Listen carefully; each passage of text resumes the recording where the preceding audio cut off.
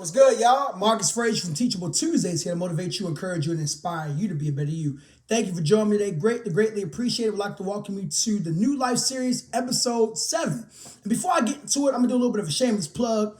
Today, I'm wearing my unapologetic t-shirt. In case you guys don't know, you're new to the channel, I'm a hip-hop artist. I go by the name of ACT, part of a hip-hop group known as the Innovators Music Group.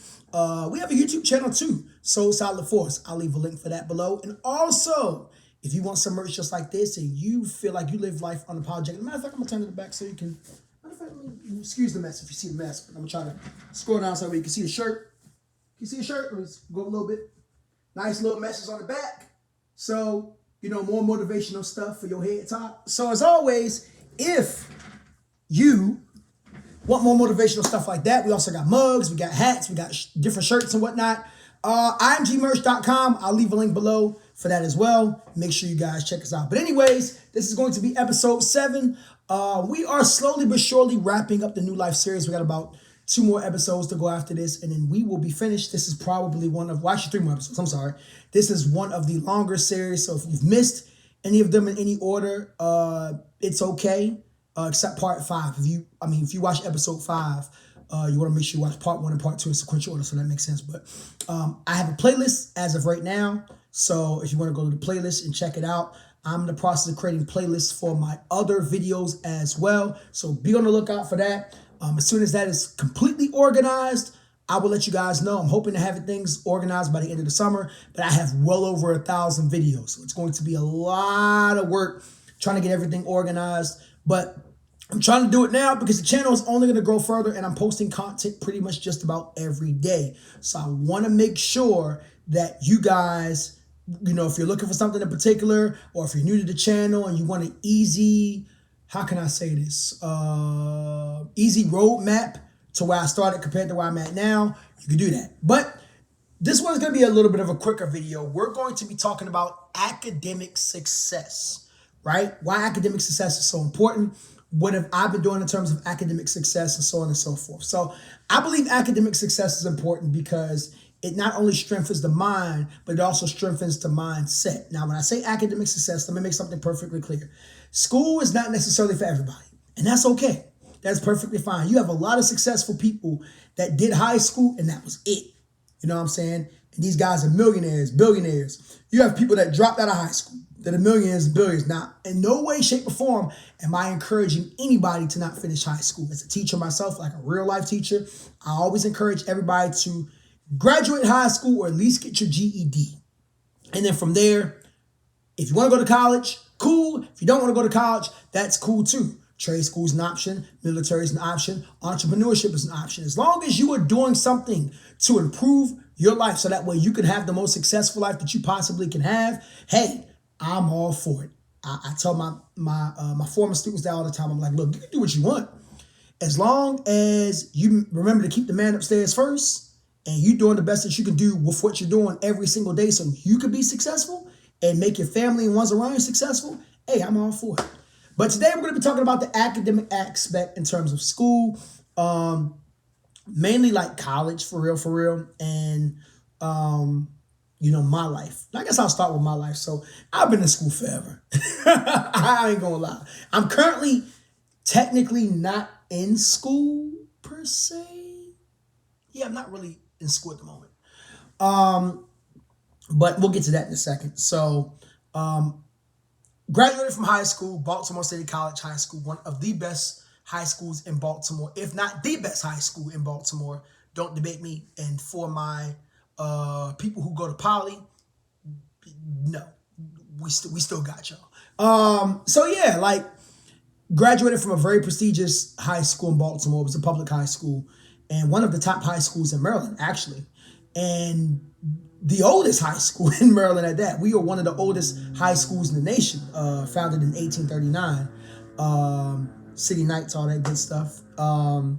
And eventually I ended up going to college. I went to the great Bethune-Cookman University located in Daytona Beach, Florida, founded by Dr. Mary McLeod Bethune in 1904. And, my experience in undergrad, I'm not going to talk too much about the college experience. I did that in another video, but just my academic experience was very interesting to say the least. I was challenged a lot, not just in academia, but I was challenged a lot as a black man in terms of identifying who I was by going to an HBCU. There's a lot of things that I didn't learn about my blackness until I attended an HBCU. Although Baltimore City College High School was a predominantly black high school, um, I learned a lot about black culture when I was in high school, but it wasn't until I went to an HBCU that it really struck me upside the head. Now, why do I bring this up in terms of a mixture of academia?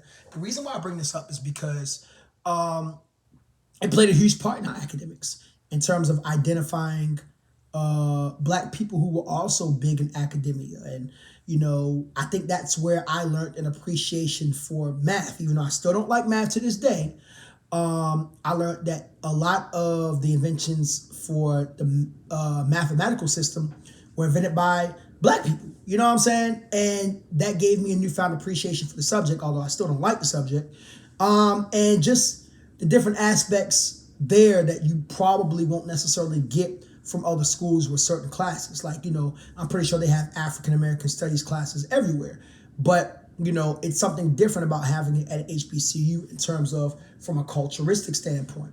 Or Dr. Bower, one of my favorite professors of all time, how she managed to tie our literature courses into helping us more so understand our blackness, right? And she always found a very unique way to teach the lesson, tie that into a culturistic standpoint, and then bring it back all together. When you have professors, shout out to you, Dr. Boulware, when you have professors that can do that, that is amazing. And that's kind of, the teacher that I aspire to be with my students. I always make sure I start with the academics first. I tie it to their culture or the main culture that's around all of us, and then I bring it around full circle. When you have teachers and professors that can do that, just know those teachers and professors come a dime in the dust. Not everybody has that gift. I believe, how there's God-given gifts that people give you. Teaching is one of them. And everybody does not have the spiritual gift, by the way. Everybody does not have the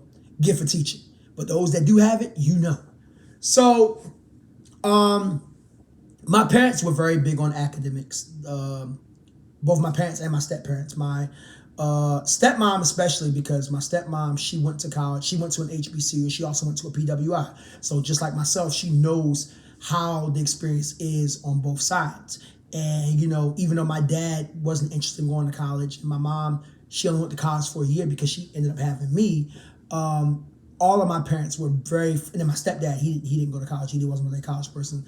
But all of them had the mindset of, hey, Marcus, get good grades in school. Make sure you stay on top of your academics. And they taught me, and it wasn't just for scholarships and things like that, although all those played a very important factor, but it was also because they wanted me to have that mindset of, hey, it's not necessarily about having A's and B's all the time. A's and B's are not necessarily the smartest people, but there's a certain level of commitment. Academia ties into commitment.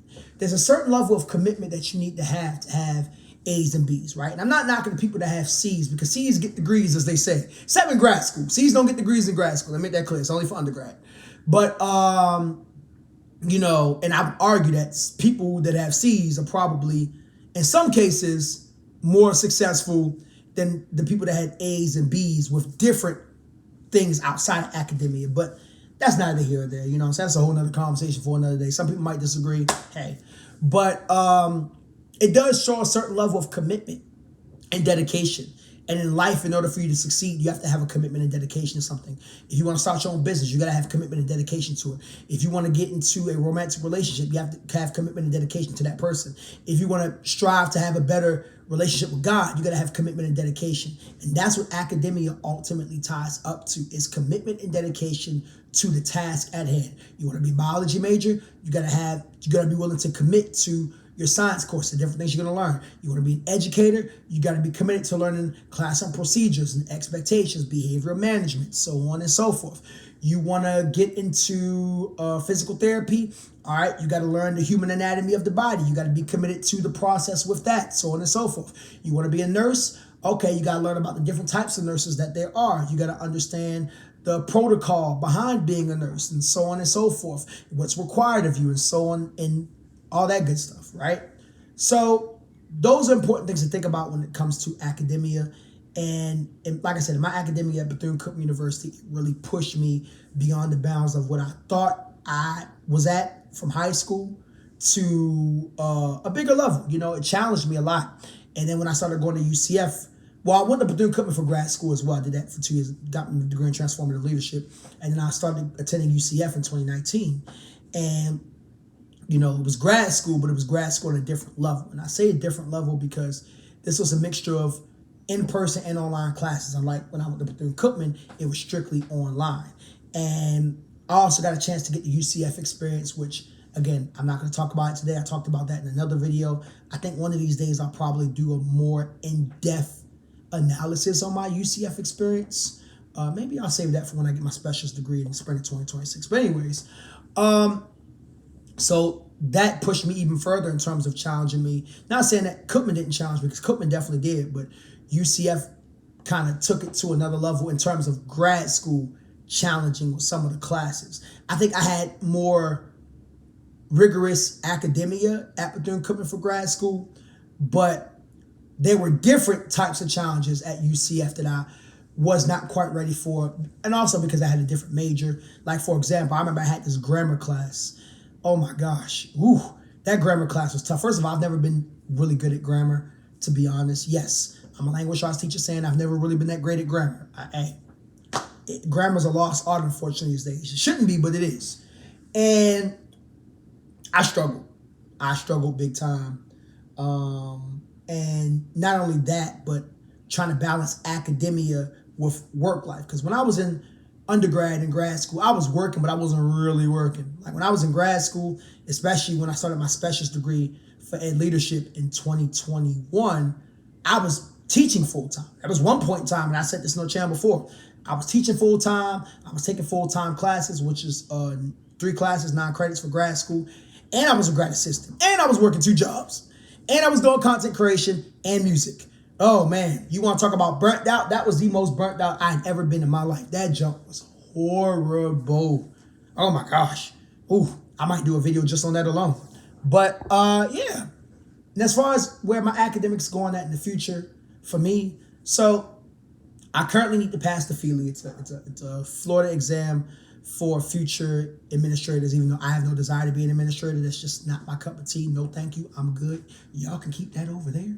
But I do need to pass a test in order to graduate. So like for my plans right now is I plan on actually taking the test at least one time before the summer's over with. I don't plan on re-enrolling into UCF until the spring, just because I have some other things that I want to focus on the time being. And one of my main focuses would be applying for my doctoral degree. There's 2 schools I'm looking at. I'm looking at UCF and I'm looking at UCLA. UCLA is my one of my dream schools. UCF is kind of like my safe school. You know, I always encourage people to have a dream school and have a safe school. Just in case you don't get in the dream school, you still can get into the school that you want to get into to some degree. So we'll see. I've applied for a doctoral degree 3 times.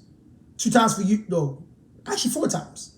2 times for UCF, 2 times for UCLA. I've gotten denied all 4 times. But I realized the mistakes that I've made in the past. Not only that, but now I have more experience in education. I have more experience in, I'm not going to say leadership positions, but carrying on leadership qualities that I've developed through education.